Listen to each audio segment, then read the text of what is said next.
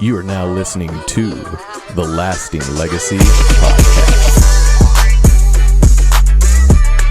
Welcome back, everybody. Another episode of the Lasting Legacy Podcast. We took a 2-week hiatus because fuck you. No, you know, it was the holidays for the 4th of July. That's and right. then I was chasing money. David was working. I was doing nothing. And then we had we had a guest today. And he couldn't make it, unfortunately. So we don't want to go 3 weeks without an episode. So Here we are. Bingo. The YouTube algorithm promotes consistency. So we're posting this on Thursday, whether you like it or not. Whether I like it or not. Yeah, it's going to go up, and it's going to be great. And we're both wearing sunglasses because it's going to make for a really good thumbnail. Yeah. And big vibes. A lot of people can comment, tell us how stupid we look wearing our sunglasses. But what they won't say we're stupid for doing is rocking the new DOS Financial merch. Correct. Pete Game. Don't know if you can see. Oh, I think you can't see it. Yeah, that's DOS Laundry Service T-shirt. Right. Come get your clean money over here at DOS Financial. If you want one, be sure to message me, and we'll send hook him you a up. DM for and sure. then we also have my niece's drawing one. That's right. Which these shirts, we're just donating all the proceeds for these shirts, and I can put a link to the store for these ones. But that one you have to message me because exclusive. It's exclusive. Yeah, I want to make sure whoever's wearing it is a good representation of my laundry service. For sure, most definitely. Bingo. Yeah. So yeah, we'll just kind of see what happens and just chit chat, just talk go with business pretty much. For sure. Same shit we normally do. Bingo, just in front of a camera. And these mics in front of us, and with glasses on. Yeah, and we just want to let you know that the sunglass game is on point right now. These are some Gucci sunglasses. Gucci shades. Mm-hmm. These are the Ray-Bans. I don't know if they're Yacht Masters, but they're gold, and I liked them, and it was my gift for leaving my 9-to-5. So quit your 9-to-5 and go get you a pair of Ray-Bans. And I got mine spur of the moment because they were at Ross. So yeah, no, for sure. And I don't know if you mentioned it on the podcast, but like buying material things in the beginning, you said you were like careful, you put it in the case, and now you walk in the house and you throw them on the table, and like, you know, the value and novelty of it has wore off, and now they're a pair of glasses. Correct. Yeah, my son spilled popsicles all over them. Damn, they're sticky Gucci shades. Yeah, I just run them underneath my sink water, that dirty water, to clean them off now. Use the dish towel to dry them off. Yeah, they're all scratched. I can't see anything. It's okay. They look good. The Gucci's still fine on the side. And the funny thing is, like, you would never know. They just look like black sunglasses. No, if I didn't know, or like if you're not somebody who pays attention, like you would never know. Yeah, like they're pretty you could get modest. the pugs from Loaf and Jug. You probably could actually. See what the difference. Let's not get it twisted. They're a pair of pugs from Loaf and Jug that Brad's wearing. Just kidding. Check his Instagram from like this time last year, and they're in like 7 photos in a row. We really try to go hard on them. I felt like we did go pretty hard on it. Yeah, I agree. Anyway, rightfully so. How's life? How's business? What are you doing? What are you not doing? Shoot, man, I don't know. I've been family man a lot more than businessman lately. That's good. So yeah. Toby's like to the point where he just loves doing stuff and having fun and hanging out, and we just have so much fun doing stuff. So my wife's been working a lot, and I've been basically just trying to bang out tax returns still that we have floating around, and a lot of education for me. Like for you, what are you studying? What are you brushing up on? I've gotten a couple courses for like onboarding clients, and some courses from another CPA firm that they sell. Nice. What else? I joined the what's called Cash Profit Accelerator, which is like it's a group owned or ran by this Instagram CPA. He's got about 1 million followers, and so we have weekly phone calls with him every week, which is kind of cool. So I'm getting to learn some of the stuff I already know, but it's good. It's cool to get his perspective on things. For sure. On how his firm's running. So it's kind of cool. I'm getting an insight on his firm. I'm getting some more tax knowledge.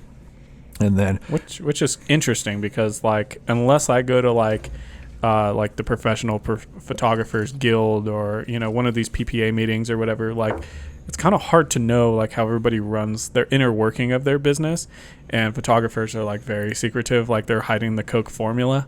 But for something like that, I'm sure there is like, you know, groups out there for people like me, but that's really cool that you're a part of something like that. It's kind of hard to find, really. I mean, it's especially locally. Like, there's no other accountants locally or anything. But yeah, I don't know. Like the whole onboarding classes or courses I'm taking, like I just randomly found those on an Instagram ad. Heck yeah. So shout out to that targeted Instagram ad. Whoever targeted that worked great. No, which is good, because that's going to overall increase your customer experience, you know, which I never thought was bad. You're already a remote firm, so you're like 10 years ahead of everybody else locally. And I mean, that opens up more doors for, you know, putting more push pins on the map and hopefully getting a global map. I don't know how taxes work in other countries or if that's something you would take on, but probably not. Yeah, but I get what you're saying. Whatever, you know, like you're adding push pins and giving them an overall better customer experience, you know. Yeah, man. It's just, I like education, and it's to the point right now where the business is like,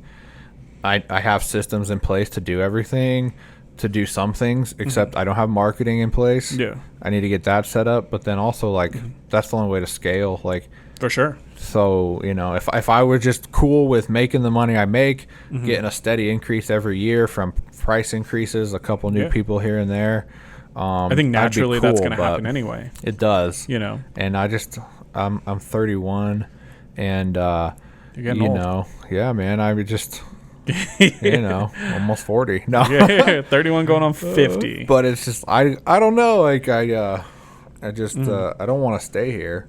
No, if that makes sense. And I know that makes I know that's part of the bigger goal, obviously, is to level up, build the clientele, build your team as well. Yeah. You know, I know in the last episode we were talking about you finding possibly an admin and a tax preparer, correct? Something like that. I mean, obviously it's not tax season now, so like, you know, the demand for that is not very high. So if you can fix all these other systems and kind of streamline everything, I think it'll, in the end, might alleviate your need for, you know, an admin. Yeah, I think so. I think a tax preparer would be more helpful now. Yeah, honestly. Best bang for your buck. Cause and I would like to get somebody in late this year. That way, there's no training come January time. Yeah, exactly. You're in it. You see how we run, and we just hit the ground running and do all that. Exactly. Do you think would that be like a part-time position? I'd imagine, right? Yeah. I go back and forth. I mean, it's hard to find workers. It's hard to find people that want to do part-time a lot of times too, and then to be qualified part-time. Because, you know, if you know how to do basic taxes, you can go work an H&R Block and work overtime every week if you want to, probably. No, for sure. I don't know. Yeah, we'll see.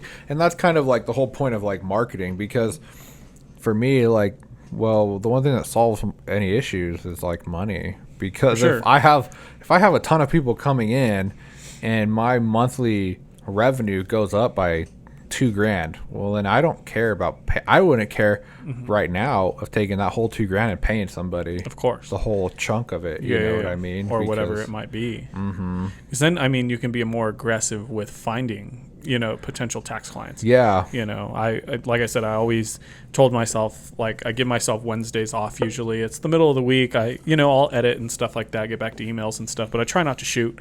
There's usually softball games going on. I like to play pickleball in the morning, but I always said in the middle of that day, I really want to just choose 10 businesses. You know, like I want to walk into, you know, a nail salon, estheticians, you know, whatever, one of these mom and pop shops, and just see if I can help them solve problems, you know. And I feel like you can do the same thing if we both set out and we're like, yo, like, we're problem solvers. You have problems. Let's figure some shit out, and let's try and, you know, build up your, you know, your cash flow, you know, by becoming relevant. You know, there's so many businesses that are running inside of houses that like we don't really know, and their Instagram is shit, but they have a quality product. You know, like I feel like you have a lot to give them. You have a lot of value that you bring to the table, whether they know it or not. And if they're a new business, like, really capitalizing on that and making sure they're squared away right from the jump to give them a good, customer, a good experience of being a business owner as well, without all of the questions of like, oh, did I do this right? Did I not do this right? Well, I can file my own taxes. Well, if you fuck it up, there's no redos. It costs you way more money. Long term. Yeah, like I think there's I think that's the thing I realized too. Like, I really don't think it's that hard to get more business. No. I truly and currently don't pursue new business, nor do I even at this point accept new business. Like, I have people that will come to me. I know how to go and do these things to get your name out there, and people will come to you. But For sure. But I just don't really want more people right now for maybe a couple months, because I really want to get these systems in place. Because For sure, yeah. It's just, and some of those systems we were talking off camera would be, like your new customer, like what to expect, and getting the ball rolling in a seamless transition, whether you're coming from no other accountant or you're coming from another accountant. Like, I know we had talked about like creating videos and like embedding them in emails when, they sign their client stuff from DocuSign, like things like that I'm looking to implement on my end as well to really streamline things. The booking site was amazing, and it's really been helpful in another avenue of taking payments. I can run card now, and it sounds like a brainless thing, but in my head, I have to understand how it works fully before I can start implementing it, when I just need to just do it.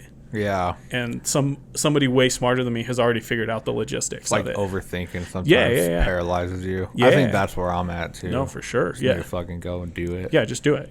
Like you'll figure it out. Like if I sat there and tried to figure out how the camera worked before I bought a camera, I'd still be trying to figure it out. There's so many things to it, when the only way to excel is to get behind the keyboard or get behind, the camera lens and, really figure shit out. Yeah. When we had Jason on, I told him, I was like, yeah, I really need to start scaling, because I turned down so much business. And he's like, oh, I hate that. I hate hearing people that turn down business. Yeah. And I was like, it's true. It's really stupid. Like, people literally are like, hey, here's money. And I'm like, I don't want to take it. No, like, that sounds so Your stupid. money's no good here, It's great when here. 3 years ago, you would have been like, man, like, people are calling me, I'm not reaching out, Yeah. It's easy to get complacent in that, and like when the going's good, it's really good, but like the money don't come when you're broke. Yeah. And I always say that, like, I'll have some slump weeks where it's like, it is essentially a recession time. People are spending I saw a thing, and I don't know how accurate it is. It said the 4th of July barbecue is 25% more expensive for the same barbecue that we had last year. You know what I mean? Like the cost of food, the cost of propane, everything has went up, all the way down to the gas that you used to go to the barbecue. So people on a fixed income, or who are working those fucking salary jobs, like most people, your safe government job, you are stuck in that lower middle class, and there's not a lot of room for expendables, and I'm a very much so expendable person. Yeah, you're one of the first to get cut out, besides your personal trainer and your meal plans, like and I tell all the personal trainers that too, like you've got to be able to adapt and overcome with the times and stuff like that, so whether that means running groups or whatever, but when people have the income that's just consistent, I couldn't do that, man, because I know for me, I love the fact to where it's like, I was like, okay, inflation's out of control, like grocery prices are out of control. I raised my rates last, I think June or July or something. Yeah. I raised my rates, like I didn't gain a new client. I raised my rates, and altogether I made almost an extra $1,000 a month now from raising those rates. Yeah. You don't have that ability when you're working a salary job. No, of course. Like, you're still stuck, like, when I worked for the feds and shit, like my average check was around $1,300. And now I'm like, well, fuck, man. Like, I just went to, my stepdaughter's softball game, and the hotel room was $309 for 2 nights. We went to go eat on the way home. That was $100. It was like another like $70 to fill up the car to come up here. Like already, like that $1,300 2-week salary is already down to like $800. Versus now, I took a call to shoot some real estate. I had them prepay. They paid me then. I delivered a real estate shoot that I did the day I drove up. That was another like $400-500. So essentially it was, paid for, but, like you just hustle a little bit harder while you're out there and you made all that money back, and you set yourself up for when you come back in just a couple phone calls, but yeah, it's beautiful to have that ability to do it, and we'll get into the whole real estate thing that I've been doing lately and why I've been so quiet on Instagram and stuff. But yeah, it's super interesting. It's great to have the ability to just be like, I need more money, I'm gonna go get it. Yeah, you know what I mean? Whether it's within your niche or outside of your niche, like you just start thinking differently. Yeah, I had made an Excel spreadsheet, like essentially a sales tracker for somebody. And, like it took me 3-4 hours to do it, but I learned alongside doing it. I learned new ways that I can take, like all of the data that I have from sales and like really chart it out. Well, I made this guy's life a lot easier as well. And so I sold it to him. I don't create spreadsheets for a living. I don't, do X, Y, and Z. I had just sold, my Ranger, and I had made an ad for it. Like it looked like a dealership ad. It looked better than a dealership ad. And I wanted to knock down the monotony of people fucking messaging me, asking me, is this available? How many miles? Is it a clean title? 4-wheel drive? No 4-wheel drive. Like all the questions I would want answered, I put on the sheet. One person contacted me for a trade. What did they want to trade you? A fucking Honda Civic. Like I'm good on that, homie. Yeah. I don't. No thanks. Yeah, no thanks, but no thanks. And then the next person who hit me up was the person who ended up buying it. Yeah. And I listed it for $5,000, sold it for $4,000 or $5,000. I bought the truck for like $38,000 or $4,000, like in 2016. Yeah. So it's just crazy.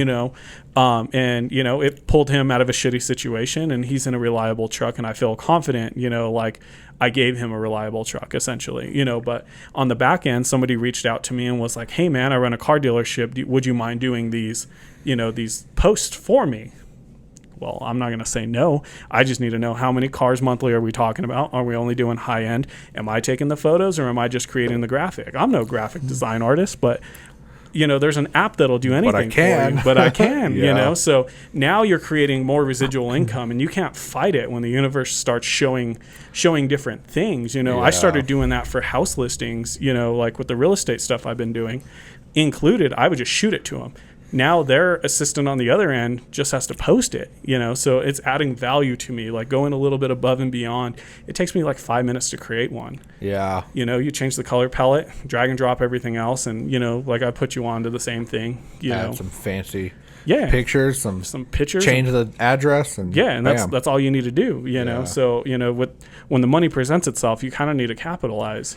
Yeah, I was telling my wife too. I was like, I'm fortunate that what I do is like I have both. I have like a fixed income of people that auto pay me, and then I have like the tax brush.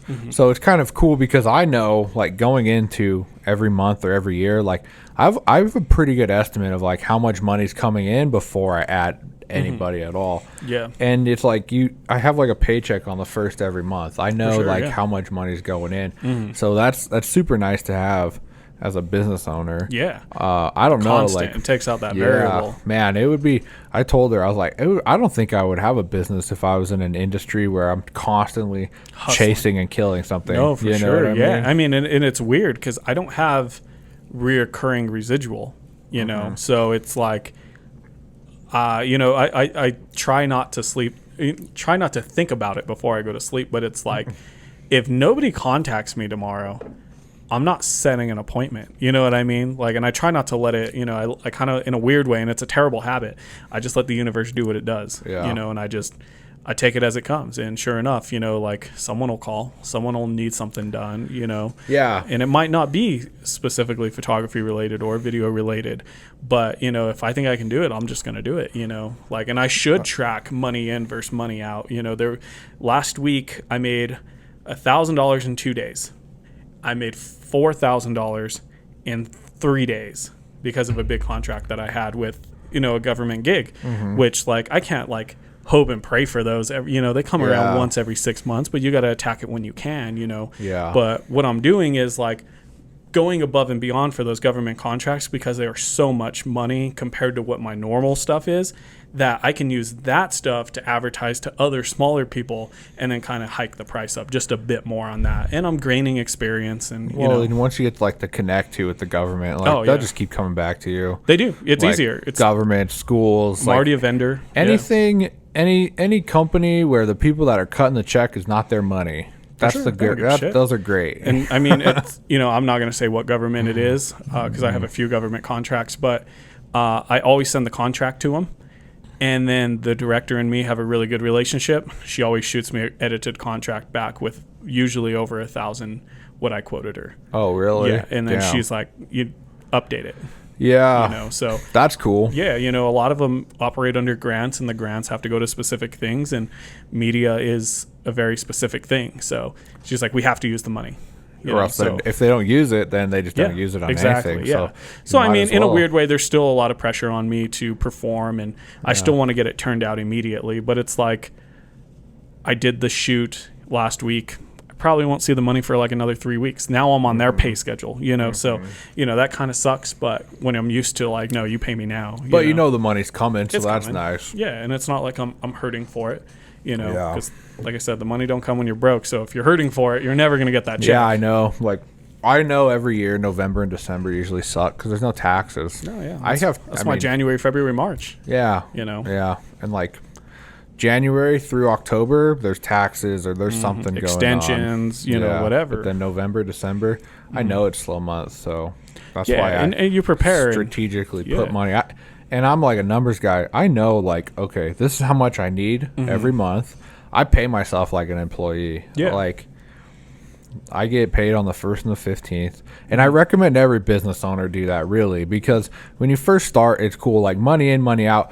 It doesn't really matter because most of the times you need all the money anyway. Yeah, exactly. But like once you start making excess money, like what happens is like start spending. Yeah, like you get paid. You get a paycheck like 20 days a week. I was like, or maybe like you don't really know, right? Yeah, maybe. And that's how it was for me. Like I would get, I'd have 20 paydays every month of smaller chunks, and it's like, oh cool, $200 came in today, like I'll pay this bill, and then I'll pay, and like I got to the point where I was just paying my bills ahead, so I was like 2 months ahead on all my utilities, on everything, and I was like, well, this is stupid, like I need to start saving investing it. So that's why I put myself on a pay schedule. I let all I let all my business money. I have I have 10 bank accounts. I have 3 business bank accounts and then like 7 personal accounts, all for like a strategic purpose. Yeah.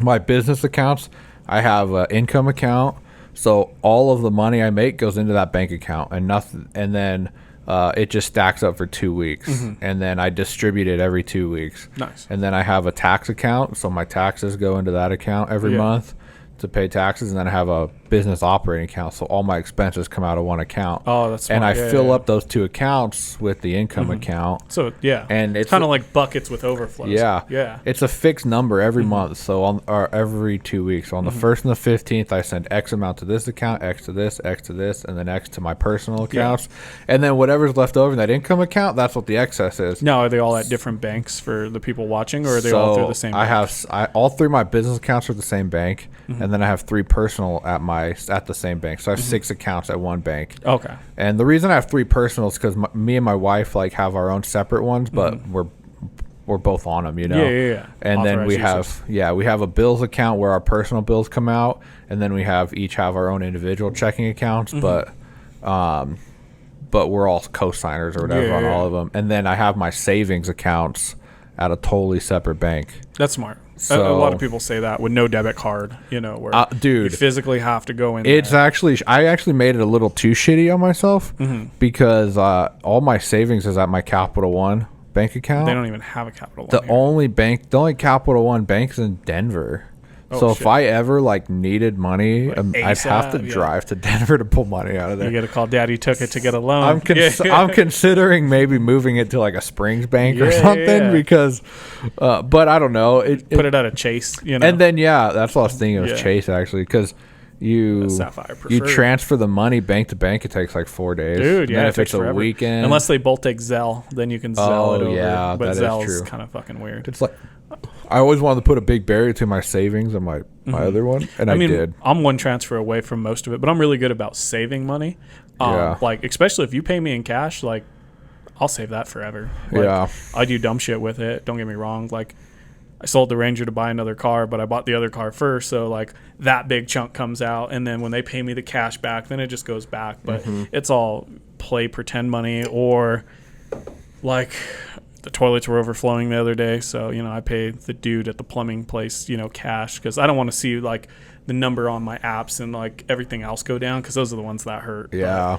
But, I mean, going into a recession, everyone always says cash is king. So I don't know why, but I guess we'll see why. Going into a recession, it's good to have cash because cash is king. Like, always. You know what I mean? It's a little different. Like, there's a lot of layoffs in recession. I don't know. People are selling shit. Like, I mean, you can really capitalize on a situation. That's the big thing. Yeah, you have cash. You have the opportunity to buy stuff too. Yeah. But yeah, I mean, that's it's kind always of what I'm looking for. It's always good to have emergency fund of some sort. I've been hooked on this show on Netflix, and that was another thing. We were like, "What are we going to talk about on here?" And it's just let's just let the conversation roll. So it's like, what kind of content are you consuming, right? So right now on Netflix, I've been watching this show. They're 30-minute episodes. It's called Swap Shop, and it's some town in the South, and they have a radio station that comes on. And they listen for radio ads, essentially. So it's the Craigslist on the radio. So someone's like, I'm cleaning out my mom's garage, so there's a bunch of old antique collectibles, whatever. So all these people who own antique stores, like, flock over there and, like, they're looking for specific things, But the first couple episodes, they have some guys who own, like a streetwear shop. And they're going to, like, other stores and they're looking for that vintage gear, and sometimes they're coming out with, like, Jordan 1s, and I'm like, there's no way you pulled a pair of Jordan 1s out of this, unless it's, like, very specific. But like, even that, like, on Fridays, I want to hit more and more garage sales because I am building the studio eventually, like, fingers crossed it gets done by September, and I want to be able to have, like, the dopest props, so far I have vintage trunks. I really want a vintage Louis Vuitton trunk, but those are so fucking expensive. So even if it's fake, I really want it. Barrels, I bought a whiskey barrel from Brews Ale House, just to pose against, so, like, I have the dopest of the dopest, things, but at the same time it's still a write-off, because I am buying props for the studio and stuff, and, like, just going out and hunting and, like, talking with people. Like, that's my thing, is I love meeting new people and, like, oh, what do you do for a living? Why are you off on a Wednesday at noon? Yeah, no one knows. No one knows. No one knows. Garage sales are kind of crazy. I went to a garage sale up the street and I bought a hat for $quarter. And it was like it was a 1996 Rose Bowl hat. Oh, that's dope. Still had the tag on it. And I went online and there was one that sold for like $85. You know what's crazy? I bought it for $quarter. TikTok. So, like, obviously, like, whatever I'm into, TikTok algorithm just knows. You know what I mean? So they actually just said something about, like, going to Goodwill and all these other places and buying hats from specific events. Yeah. So unless it's, like, a very specific, like, Super Bowl hats always do well, vintage, whatever. But, like, they're saying, like, old college football, like, hats are, like, not the move. But I feel like it would be because there's somebody who's obsessed with that team. Yeah. You know what I mean? And that year of Rose Bowl might mean something to somebody. Yeah, I think it just depends. Yeah. I still have the hat. I thought it was just cool. Sure, yeah, you're going to rock it. But yeah, I bought the old senior PGA tour was in Springs or something. Yeah. I bought one of those hats from Goodwill. Yeah, and that's what they were talking about. Yeah, if you're trying to flip, but if you're just trying to rock them, it's, that's a come up. I just think they're kind of cool to have those, like, old school hats, but you never know what you'll find at garage sales. Yeah. You just never know. I mean, and then you got to, like, ask. That's one thing, is they're like, if you're looking for something specific, just ask, like, oh, I'm looking for old camera stuff. You might not have anything inside. And, most of the time they let them go inside or whatever, so it's, and don't be afraid to will and deal, just obviously know what you're getting into. Yeah. I was going to have a garage sale. But then I was like, I don't really want to do that. But, I put some stuff on Facebook. Did it sell pretty quick? How was that experience? I just did it all for free. Oh, shit. You meet some okay. We're going to go down this rabbit hole. You meet some very interesting people in your town when you list something for free. Yeah, you do. I sold some couches, and 3 very questionable people showed up to my house and fit a reclining 3-seater and a reclining love seat in the back of a Nissan Altima and a Honda Civic. That's impressive. It was very impressive. And I was like, I just don't want to deal with it, Yeah, I know. I had a bunch of old baby stuff. Oh, I yeah, put it yeah, up. yeah. People like that. I Yeah, put for it sure. up for I was like, I was just like, whatever, price is negotiable. And Yeah. then I was like, in my head though, I knew that I wasn't going to charge anybody. I just wanted to see someone to message me and be like, hey, how much for that? Yeah. I'd be like, oh, it's free. Yeah, no, for sure. Yeah. I eventually changed it to just say free. But No, that makes sense. I hate having stuff at the house. I just want to get rid of it all. Me and my girlfriend Jamie were, we just moved her in with me like 3 months ago, right?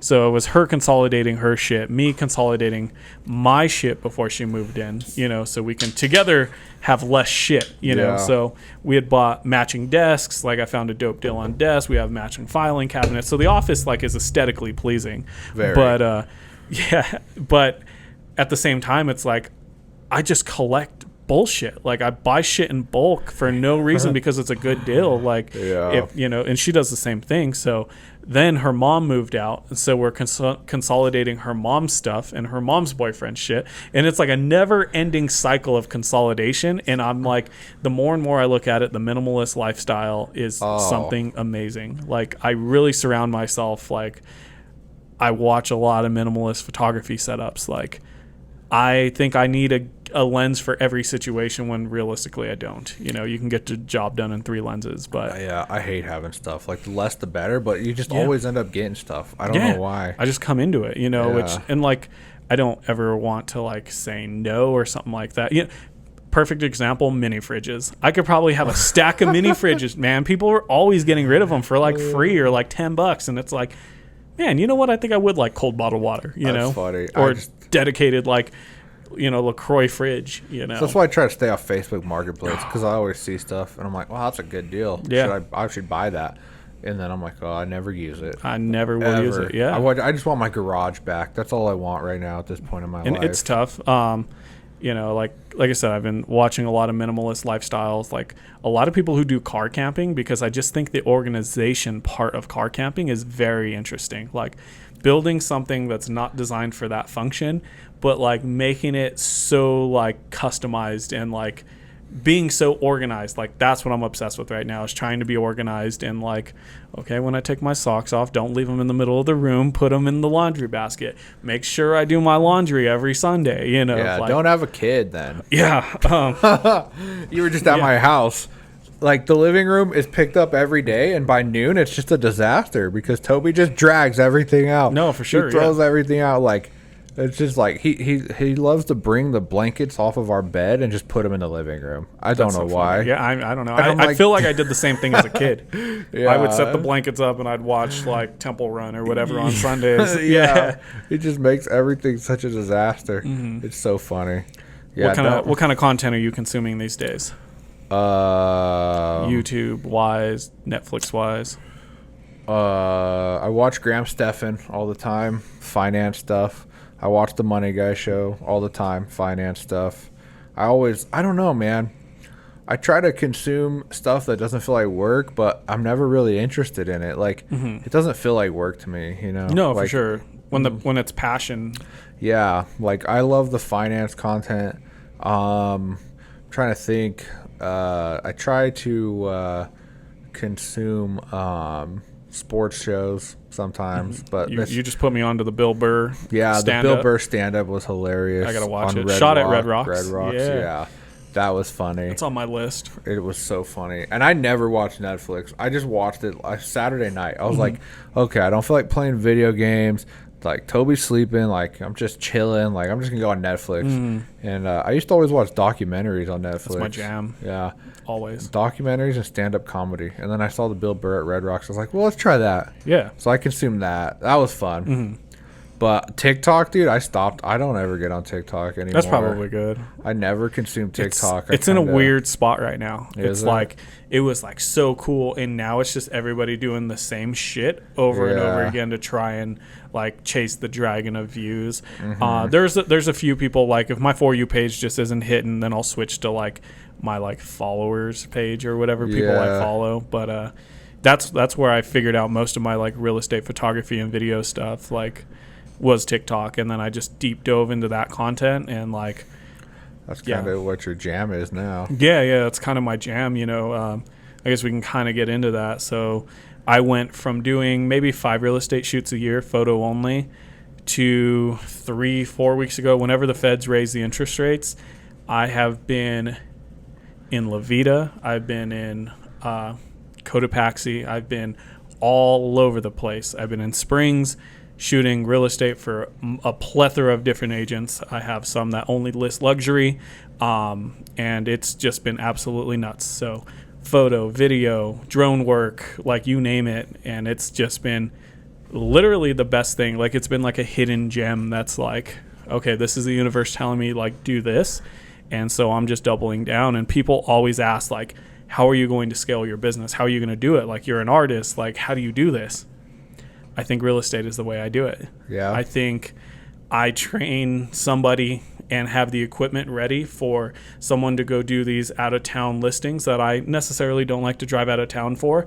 The bills are so big, I can charge them, X amount of dollars and like pay for their gas or whatever to go up. And then technically I still have enough that if I want to show somebody how to edit, then they send it to the editor. I review everything, build the little like the ad listing for them, and then send it off to the real estate agent. I never left my house, and I can probably make $200 a listing. Yeah, without leaving, as long as it's out of town. Now that the housing market's shifting, showings are going on again. Yeah, open houses. I've seen so many open houses yep. on my Facebook page that it's I haven't crazy, seen in a long time. You got people dropping housing prices $25,000. Don't get me wrong. Like, some of these listings, I just did one the other day. I think it was $1.2 million. It's a cabin way out yonder on 50 acres. Like, it's still a 5-bedroom house. There was 0 phone service there, and it's just crazy how much money they want for things. So this is going to be an interesting like pendulum swing to see where things go. The agents really don't seem too stressed, which is good, but I mean, I've seen the houses they've closed in the last 2 years, so they're probably set for a while. I think the agents are still listing houses at the auction price that we had for the last 2 years. They're like, okay, we're going to start here and just see where it goes. Yeah, for sure. And they could get an auction. I think they're now, because there's a lot of prices that are, a lot of prices are decreasing. Yeah. But if you look at the average home price in America, it's still increasing. Yeah. So based on what the houses are actually selling for, I think a lot of these real estate agents are coming in pretty aggressive with the pricing, but there's not that kind of bidding anymore. No, for sure. I mean, a lot of the immigration internally, like out of California and New York and stuff. Yeah, it's kind of slow. A lot of those people have already made the move, so there's not the big influx of cash buyers into these smaller states for sure that are cheaper. But now it'll be interesting because they said they've seen an increase in foreclosures. So now you have like that cycle of things going on. And that's kind of tricky too. I as far as education goes, I've done a lot of education. I took an hour class on real estate now, just like the economics of it. So here's the thing. Like, the amount of foreclosures and the percentages of them are, if you look at a chart, yes, they're going up. But the reason they're going up is because they were at 0. So like, it could be misleading. I didn't read whatever you read or whatever, but it could be misleading because if you have 1, that's 100% increase. You know what I mean? From 0. Yeah. So if you look at a chart of like of where foreclosures generally are versus where they are now, it's still very, very low. And honestly, anyone who's bought a house in the last 2 years, they can't get foreclosed on. Yeah. Because that house is going to be worth more than they paid for it, probably. Usually, yeah. You know what I mean? So you would have had to have a really bad buy in the last 2 years to actually have to get foreclosed on. Because you could just sell it. Going $20,000 over asking price, paying closing costs, they might be a little fucked. Well, so even those people, my microphone's all screwed up. But even those people, if they bought recently, maybe. But if they bought a year ago, 20 over, they're probably still good. To get out of foreclosure. No, for sure. I feel like it's people that are buying like right now might get foreclosed on or something. You know what I mean? But the amount of households that are looking for houses is way, way higher, like 5 million more households. Jesus. The amount of supply is half of what it used to be in 2008 when we had the crash. You know what I mean? It's going to be hard for the market to crash because there's no houses. It's still moving. There's no houses. Like, for the people that need to buy a house and the amount of houses for sale, there's nothing there. Yeah. It's like, so I mean, half the people have to have money. That's it. I saw a TikTok as well, so take it for what it is. I didn't research it, but it seemed legit. Yeah. So they said the Caterpillar, like the heavy construction stock, it dropped and then it dropped again, and they haven't seen those drop percentages since 2008. Yeah. So they said that might be the difference between a recession and a depression. Well, the 2008 versus now is just totally different. Yeah. There are a lot less building. They keep track of stats of new builds every year, of how many are being submitted. That number is very, very low. So I mean, it makes sense because builders don't even want to build houses because of the fluctuation of cost of building a house now with materials. Exactly. So it's like builders are shy to build houses right now. There's not enough houses. Supply and demand on the inventory is just crazy. Lumber price is actually back to pre-pandemic levels. That's good. According to what I've seen. I mean, or they're getting close. Hopefully they do. I got a wood fence I got to put up. Yeah, dude. And I got a pole barn coming up next, But so it's I don't know. Yeah, the housing market.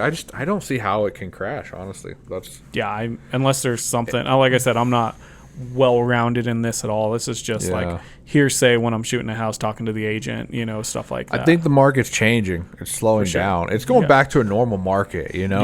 People can get inspections on houses. People can pay asking or under asking. That would be that'd be ideal. I mean, so I guess heading into recession area, or are we in one technically? Not yet. Okay, so headed that direction. What I know you don't like to give financial advice because that's not your realm, but what would you do assuming you're in a recession? Obviously, probably don't acquire new debts. If you're in a recession, if we do go into a recession, that just means gross GDP is down. It means like the stock market's in a bear market right now, which means the stock market overall is down 20%. Like it's honestly, if you're young, if you're in your 20s, 30s, and 40s, you should be so excited to go into recession. Yeah. Because you have such an opportunity to increase your wealth. Is this where the cash is king kind of comes in? Yeah, I mean, having cash on your end and a bankroll. Yeah, you're going to have money. You want to invest in the stock market when it's down. Yeah. So it's like when it's low. Yeah. Right now is one of the best times to be buying into the stock market. So it's like invest as much as you can into things. Into appreciating assets. Stocks are the easiest thing to do because there's zero maintenance. You just buy it online, you own a piece of a company, that company will go up, For sure. So it's historically it always goes up. Yeah, 9.1% is your average rate of return for almost 100 years. So it's like when you're in a recession, you have such a high opportunity cost to be investing into things. If you have the money to get into like real estate, I mean, your housing prices are still going to go up. They're not going to go up 30% or whatever, but now you can get into housing. You don't have to bid and compete with people to get like a rental property. You know what I mean? You can do your due diligence on inspections. So I mean, if you have money to get into, so would you? Obviously, like the goal every year is to max out your Roth, but now even more so. Essentially, to watch that. Yeah, because if you look at the money, the rate of return on your money, like the more you buy, when it's lower, the more money you'll make. I mean, it's for sure. Basic concepts of it for sure. Crypto, on the other hand, like that's a whole nother thing. But the only way I felt that was, when ADA Cardano was at less than 40 cents, and I had bought $100 worth just cause. And then it like blew up, and then I would do the math and be like, man, what would have been if I would have bought 300, 400? Yeah. Like that wouldn't have broke me, and it's like, man, the only regret you'll have is not buying more. So I feel like at what point do you just pull the trigger and just be aggressive, or yesterday was the day. Dude, so do it today. I mean, yeah, the best time to invest was yesterday, and the second best time's right now. Like, it's just people get so scared, but it's like your money's doing nothing. Sitting. If you compare like inflation's taking a ton of your chunk, and then we're going to go into a recession possibly, which recession really affects like the labor market a lot of times. You see a lot of layoffs in a recessive market. The value of your investments go down, where you don't really feel that effect if you're not investing anyway. You know what I mean? So it's like there could be some issues, but the inflation is probably a big reason to not have much cash, because you're losing value of that money. And it's a great time to invest because everything's basically on sale right now. So it's like, it's a great time to make a lot of money right now. No, for sure. You won't know was it Was until it 10 you years, who had posted something that said 2008 made more millionaires than any other time? I didn't, but I guarantee it's so true. Yeah, I guarantee it. Yeah. I mean, yeah. And that's what I'm looking at. And, you know, me and Jamie were talking about that earlier, was like, how do I capitalize on this? Because you always hear like people, you know, killed it during quarantine. You know what I mean? Like, and I do consider myself one of those. I wouldn't say I killed it, but like I did pretty well during quarantine. But like, how do I double down and capitalize on this? So like max out the Roth, max out your HSA account, you know, I'm assuming. Oh, I mean, if you want to get like investing strategies, if you work for someone, employee match, that's free money for sure. No matter what you do, match your employee, and then max out your Roth, and then you can go HSA if you have a high deductible plan. A lot of times if you have a 401k, you might not have an HSA option because you have good health benefits, insurance, you know. But I mean, you can, you know, then just max out your 401k. I mean, most people, that's a lot of money. You can put 20 grand in your 401k with 6 in your Roth. So it's like that's 26,000. Most people a make year, 40 to 40. Yeah, you know what I so mean. most people with just those two things, you're gonna be fine. You know what I mean. Max those out, put them in an investment calculator, and you'll be insane. I currently I started out investing $270 a month.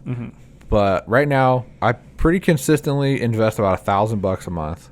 That money will, at retirement age, should be about $4 million. That'd be solid. And then when you break that down, and like $1,000 a month, like I want to invest more than that. You know what I mean? But that's when just you're where looking I'm at right long now. term, you know, like that's the issue. Is like people, you know, I'm in my late 20s, so like people our age would be like, okay, I'm making more money, I can spend more, you know, but I feel like I am past that stage in my life where it's like, all right, I don't need the Louis duffel bag in every color, you know, I don't need this pair of shoes, like it's not going to change my life. I don't need those Gucci glasses because I'm just going to throw them on the counter, you know, like I've already acquired, you know, all the nice things that I want, and now it's just like, okay, I need to prepare myself for the future, you know. So I don't have to work, and I can live an even better lifestyle, even though I live a lifestyle like a retired old dude anyway. Like, I want to continue to push like this, you know, like stress-free, debt-free, you know. Yeah, I mean, time and financially free. $1,000 a month, that's $12,000 a year. Like, that's a lot of money for a lot of people. For sure. But that's a high number. Yeah. I mean, $250 a month, like, most people can do that. Yeah, you know, assuming, and that would give you $1 million a year. And if you can't, you know, I used to use an app called Mint. Yeah. And what they would do is like you'd put in your banking information, it would pie chart your spending based off categories. And actually, the dude who introduced us, he would do like financial analysis and stuff like that. And like he's like, you spend a lot of money going out to eat, like a lot. Everybody does. Yeah, and I mean, it's like, I know, but it's I truly do not believe it is cheaper to cook at home, like unless I'm making like mac and cheese and shit. But like, it is probably cheaper for me to go get a 2 for $30 at, you know, Chili's with a steak than it is for me to buy a steak, buy the sides, plus the time and the dishes. I mean, if you factor in time, maybe. Yeah, that's what I'm saying. But like, there's no way. You know, it takes about 2 hours. I mean, you grill 15 minutes total, but like all the other bullshit with it, plus doing, you know, dishes and shit. I think a lot of the financial mistakes are not really in the small things either. It's like the big stuff, you know. They're like, You went into that fucking $500 car payment. you can't go get Starbucks every day. Yeah. Well, it's like, I don't think $5 a day is hurting you. I think it's your $700 car payment with your $400 insurance. Yeah.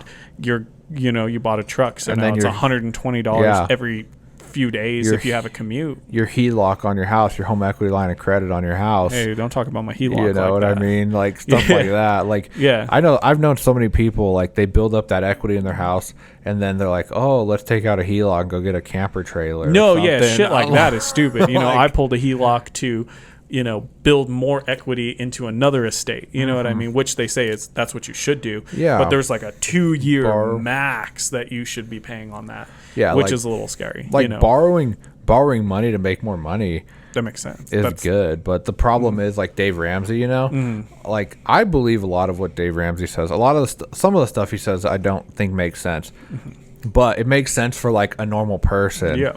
Because most people, debt is not good. No. That's what they say. But yeah, it's like, if you have debt on your house, like, that's usually good debt. Yeah. You're making money on it.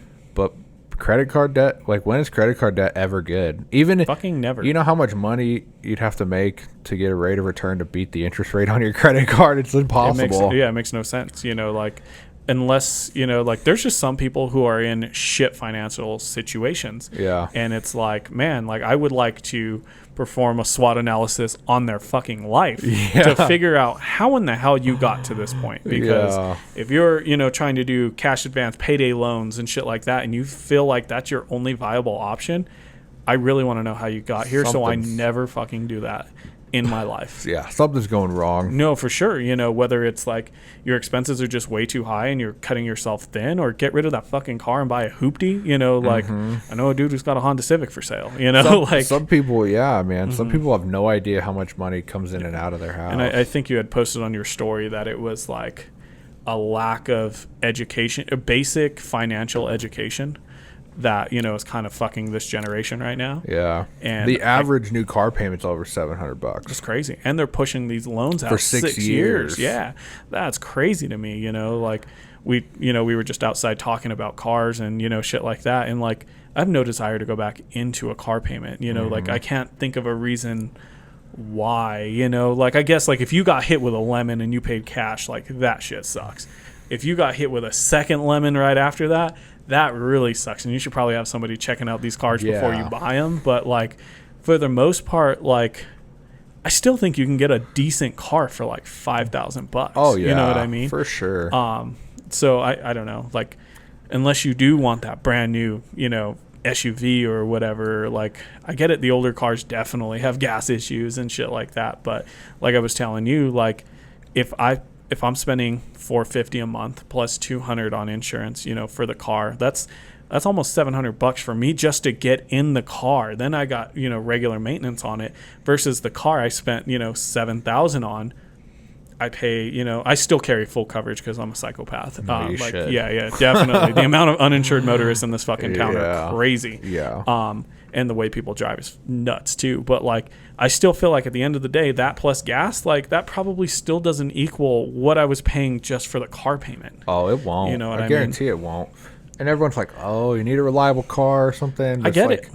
Bro, you don't need a brand new reliable car. Yeah. You're just wasting money. You're just justifying it. No, for sure. Yeah. I If mean, you do your can research, of course. If you can afford it, yeah, that's cool. But the thing is, I just know most people can't afford their car and like payment. you said, you would rather not go into that loan. You'd rather invest it. Yeah. And honestly, like, when you're younger, like, Get it. it almost makes sense to get, if you can get really low interest car loan, yeah, it would be invest the difference. Yeah. But honestly, by the time you're like 45, you shouldn't even do car loans. No. At 45, you should pay cash for the car. Honestly. Yeah. And so many people don't do that. Yeah, you get so upside down in cars. I was upside down for a minute, and I didn't get out of my situation until the used car prices skyrocketed, and I was 8,000 upside down at one point, probably close to 10. And then I traded in the car and gave them 2,000 to get out of my loan and wiped my hands clean, like chalked it up as like that was a great deal. Yeah. That pulled me out of a shit situation from 8 years ago. Yeah, you lucked out. Yeah. You know what I mean? And most people don't. Like, most people just get stuck in these cars and they keep rolling them over. I almost did that with my Audi. Yeah. Like, I'm not severely upside down. Like I said, I think it's $1,200 difference right now. Yeah. But I'm like, I hate the feeling where I'm like, damn, this sucks. I have to pay money to get rid of my car. I've never done that before. It totally sucks, yeah. I'll never do it again. No, no, absolutely. Yeah, it was the best shitty feeling I've ever had in my life. It was like good, like to have that burden of, God, I think the payment was like $450. So like relatively speaking, it wasn't that much compared to what most people are in. But like I didn't want it, I wasn't driving it. I had a car and a truck. So that was my fourth vehicle that was in the driveway, because I had the Z at the time, the Altima, which was the one that I was paying on. I had the Escape and the Ranger. So I was like, you know what, screw this. So I sold the Z, bought the Escape, like paid off all that money. And then the Altima, I just took it to the dealership. I went to like 5 different ones and had them battle it out for who wanted to buy it. And then, the truck and the car are both paid for now, you know. And then got a new, like my auto insurance. I had somebody take a look at that. Shout out Ty McLeod, who was on the podcast. And he got me a crazy rate with more coverage than what I had previously. And it's on my own. So I got off my parents' shit. We rolled the house into there. Like, we're all good to go. Like, overall, I'm saving money monthly still, So I feel much better. Yeah, and it's one less bill to go pay. Yeah, car payments are like what's killing the middle class people. Absolutely. But they don't know. You take that money and invest it? Oh, man. Yeah, no, like that's my favorite. What I should do. That's my favorite thing to do is just invest right now. Yeah, no. I mean, I need to be as obsessed with it as you are, because obviously the sooner you do it, like. Oh yeah, I always tell everyone just start with like $100 a month or $50 a month. Just start doing something, and you might get the itch. I started with $200 a month, and now I'm doing $1,000 a month, and I'm like, okay, like how can I do $1,200 a month? Like, how can I swing that? It's kind of fun. I just like investing. Yeah, I mean, like I said, it's one of those things where it's like I've had the app that you told me to download forever, but because I don't understand how the app works without me even making a login, I don't know how I expect myself to do it. It's so stupid. Yeah, it's just I just need to do it, invest one time, and I'll be like, all right, that's way easier than probably paying my office bill. Probably, yeah, because I have to physically bring the money to the office. I have to mail my office rent annoying, check. Shout out to my landlords, because like I forgot to send them the June check because it's 2022 and I have to write a check and send it in the mail. Like, what the fuck? Yeah, what the hell? So it's the only check I have to pay every month. I didn't send them the one in June. Totally forgot about it. Yeah, They sent me an email. They're like, hey, just so you know, rent is technically due on the 10th and we haven't received yours yet. Yeah. So for sure. I paid mine this morning and it's the 18th. It's due on the 1st. Oh, yeah. Yeah. I just forget. And it costs nothing. It's like $125. It's guaranteed it's the cheapest rent in town. Yeah. But it's just so annoying. Yeah, mine's like $570 right now. Yeah, see. So that's how you can get to $1,200 a month. Yeah, so I sent them. Don't get rid of our studio yet. I sent them two checks instead. Yeah. They're pretty chill about it. No, yeah, of course. But yeah, most of the time I think they forget about me. But I think same with me. Like I'm the smallest office in this whole building, but it's owned by Zion Bancorp, which is a multi-billion-dollar company. Yeah, by the time they figure your shit out, $500 to them is like 50 cents. No, yeah, to a long normal term person. Yeah. So like, I don't even think they care. I don't think I've ever paid rent on time. Yeah, especially by the time the check gets there. Mails, they've never cashed a check before the 10th. I know that. Yeah. And even if you just send it on the 1st, you're like, I'm gonna be proactive this month. Yeah, I have. I sent it on the 1st, and it cashes on like the freaking 18th or something. You're like, this is stupid. So looking forward again, talking about goals. What are some of your goals? Looking forward for the business. My business? Yeah. I don't know. I just want to scale. That's the thing. I need to scale. Like a lot of people I surround myself with are just a lot of them are 1-2 people businesses. I really want to surround myself with people that are operating 10 to 15 employee companies and just really just learn so much from those people, because it is hard. It's such a jump to start scaling, but I feel like I'm just kind of stuck at that point to where it's like either just do it or fucking don't. don't, you know, be and, content, you know, which, and I don't want to do that. Like, yeah, I mean, who's to say you can't grow and then be like, man, you know, I was really happy when I had 5 employees, you know what I mean? And then kind of slowly downscale back down to 5 and, you know, have a solid team there. Yeah. You know? But at least you can say, well, we tried 10, we tried 15. That's not the magic number. Maybe it's 8. Yeah. You know, who knows where it's at? I just don't think it's here because right now, my time is what is lacking. Like, for sure. Like, I have the freedom to do whatever I want, but I don't necessarily have the time to do whatever I want. Exactly. And it's like, and one big project can throw a wrench into everything. Yeah, it does. You know. Yeah, it really does. And it's like, I want to. It's about customer service too. You know what I mean? Because I want to be able to be reliable. That's why I'm hesitant to bring on a lot of new clients right now because I don't want to bring someone on and then give them a shit experience. Yeah, that's almost worse than not even bringing them on. You know what I mean? Of course. So it's like trying to really go back and forth with all the time, money, and energy you it. spent finding that employee, only for them to come in and be like, "Well, this sucks. I'm super miserable here," and you're like, "Oh man, like." You got to live and learn, I guess. Yeah. But I mean, it's one of those things, you know. Go for it. You know? Yeah, I'm an over-calculated accountant, so it would just be nice.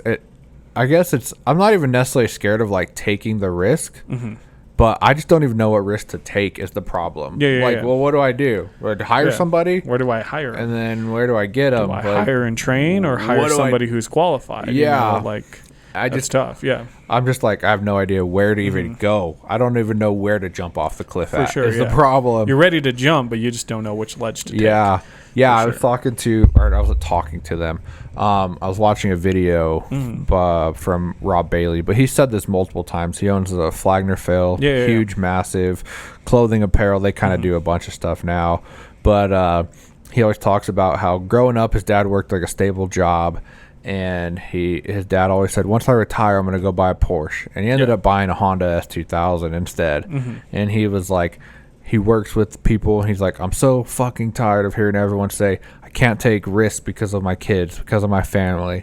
And he's like, growing up, all I ever wished that I saw from my dad was to take the risk. You know what I mean? Like, just do it. You're being way more helpful to your child to show them what risking takes, what it looks like to take a risk, what it looks like to succeed, and what it's like to fail. Yeah, and of That's course you way learn better. more from your failures. You know, everybody will say that. You know, like I learn more from when people tell me no or when there's conflict, because now I'm like smoothing out that, you know, like I've dealt with shit customers. I've dealt with, you know, the worst of the worst when it comes to like Karen customers, you know, like in every aspect, you know, thankfully not in weddings or big projects, but, you know, like some of the smaller ones, the one you discount will be your most nightmare of a client ever in the world. Yeah. And so now it's like there's things in place where like it protects me against that, you know, with real estate stuff. Like I just had an interesting situation with a seller who didn't quite understand what the real estate video was designed to do. They thought it was more of a 3D tour. So now I created a Google Doc form that I send to the sellers and the owners of the house to explain kind of XYZ. I want you to tell me, what do you think is the important part of this home? Because when I pull up to your home, the thing that catches my eye might not be the thing that catches your eye. You know, the picket fence on the driveway might be your, you know, claim to fame.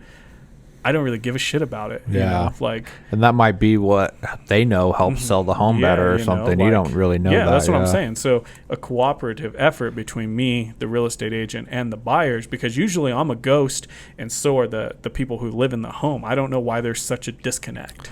Yeah. So I'm trying to bridge the gap while still maintaining like a single point of contact and not stressing anybody out or inconveniencing anybody. But I want to be able to convey, like, you know, set the expectation early and set it often. You know, this is what it is. This is what it isn't. If you want this, I'm probably not your guy. You know, I'm here to represent the house the way it looks right now. So no, I'm not going to go Photoshop all your weeds out. Like, and if I do have to, like, I'm okay with that. But like, if your garage door has a dent, I'm not going to fix that. Yeah, you know that makes sense. Like, if the paint is chipping and the stucco is pulling off of the house, I'm not going to fix that either. That does not accurately represent your house. You know, and I would not do that. I would do everything from the the potential buyer's perspective. It's kind of fucked up to do that. Actually, course, it's crazy that that's they super, do it. dude, people have asked like to take wrinkles out of carpet, and I'm like, no, you have to professionally get that done. You know, like, the floors are a little wavy. Can you straighten those out? No. My horizons are straight for sure for the sake of the photo, but I'm not going to be doing all that shit. You know, like that's misinterpreting, you know, the status of the house, and that's not fair. You know, that's crazy. That's pretty cool. Yeah. And I was thinking you were talking about pricing or something too. Like Aaron Schaefer, the guy who made that T-shirt. Yeah. And supposed to be on the podcast. He'll be on eventually. Yeah. He posted and he said pricing is marketing. I was like, that's so true. It's very much. That's what you said. The discounted client's the shittiest one or whatever. You have to have a very good reason for me to discount. Yeah. And being related or being my friend is not a good enough reason at this point. You know, unfortunately, you know, like. I see it all the time too, especially with like insurance people, car salesmen, all that shit. It's like, you know, friends and family discount only goes so far. Like you are more likely to turn a customer into a friend than you are a friend into a customer.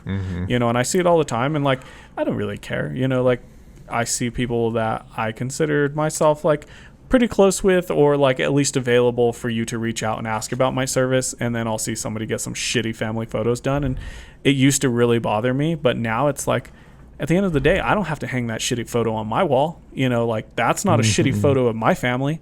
You know, that's fine. You know, like maybe you did look at my website and maybe that $50 photographer was meant for you. But you know what? Like that's fine, because that's not who my clientele is, and that's not who I'm trying to attract. You know, like with weddings too. You know, I'm trying to take the top 5% of weddings in Pueblo.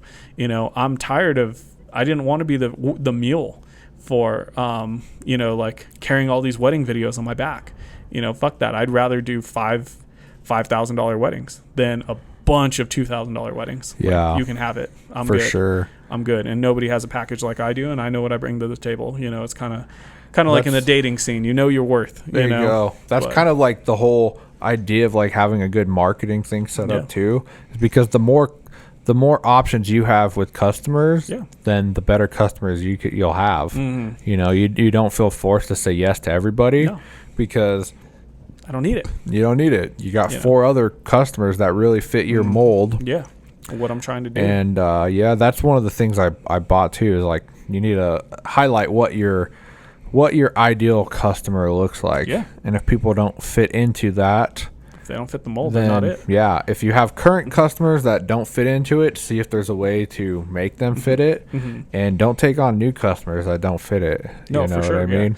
I'm you know, it's like easier to do that when you have 10 emails a week of new people inquiring or whatever. Yeah, versus 10 a month, and you're like, you know what? I guess I will shoot that newborn. You know, like no, you know, like, and I'm very upfront. If people are like, oh man, like I love shooting maternities. It's my top 3 favorite things to shoot, and they're like, yeah, we'll have to give you a call when the newborn comes, and I'm like, I mean, there's a lady in town who really kills it, and like her whole setup and business is around that. I would recommend you do that. Like when he turns 1 or 2, like for sure, come back. We'll make it happen. But for the most part, like, no, that's not in the realm of shit that I want to do. That's not what I'm set up for. And quite frankly, babies poop, and I don't want to deal with it, you know. And I'm not good at posing babies. Like, I'm good on that, you know. Have you ever held a baby? Actually, I just held one 2 weeks ago. It's been a minute since I held a baby, and I held one 2 weeks ago. No lie, I was like, oh, she's really cute. She looks like she's trying to shit. I'm not kidding. Push the meanest fart out I've ever felt in my life, and I was like, lovely. Get it the fuck away from me. Like, I'm good. I'm totally good. You're like, well, thanks. Yeah. So what are your goals then, kind of? Pretty simple. Double down on real estate. Really start building almost a team around that and seeing how much I can truly take on. Doing more reaching out to agents, which on Facebook you had saw like 3 weeks back, I had posted looking for a real estate agent, and everyone tagged everyone and their mother. And I went to every single one of those agents and was like, hey, you know, like somebody tagged me or somebody tagged you. I'm not looking to buy or sell. I'm looking to help you sell and represent your homes. And I was just saying, here's my flyer for, you know, XYZ. Here's how much it starts at, with a bunch of add-ons and stuff. Like, I'd love to work with you. Like, I don't know where you go to look for a real estate photographer because it's a very niche market. Yeah. So I wanted to put myself out there with who people considered the top. You know what I mean? And now that I do work with 2 really big agents, they really don't do a lot of work in Pueblo. That's why I'm always back and forth. I hope to attract the agents that are here, and, I get it. I'm like, if you have somebody you go to, like, I respect that. I understand, timelines on your end are crazy and schedules on their end are nuts. I can probably fit you in more than likely, and you'll have your photos by the end of the day. Like, I'm not trying to undercut anybody. I'm just trying to give you a viable source and option to get this service done. Yeah, I think, I don't know, they probably just talk to each other.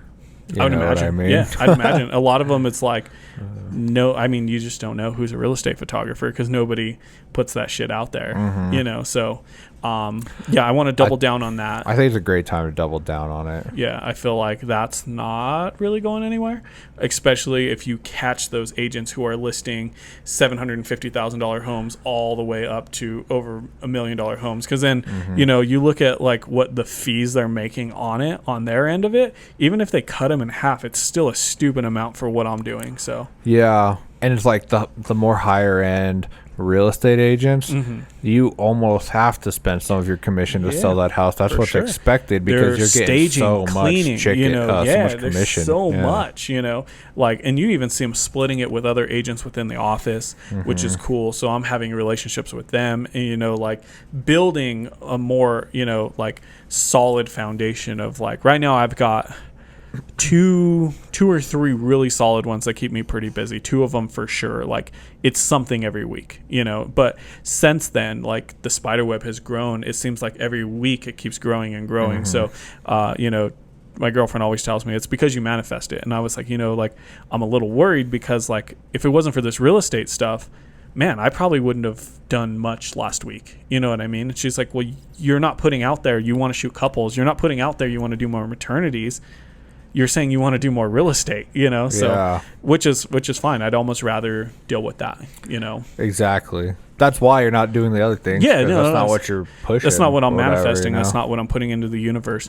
Do I enjoy doing it? Absolutely. I love shooting people, So that's why I think it would be cool because I feel like you really can grow the company if you want to. No.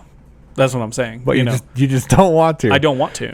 Do it. So the real estate side, that's what I'm saying. It's like on the real estate side. Yeah, on the real estate side, like I do want to build it, but at the same time, it's like it's not really hard to do. Yeah, I'm providing the gear in my head. You really just need subcontractors. That's what I'm saying. I just want to subcontract. If it's local, like. If I were to say, like, let's say you work a 9 to 5 or whatever, and your days off are like Tuesday, Wednesday.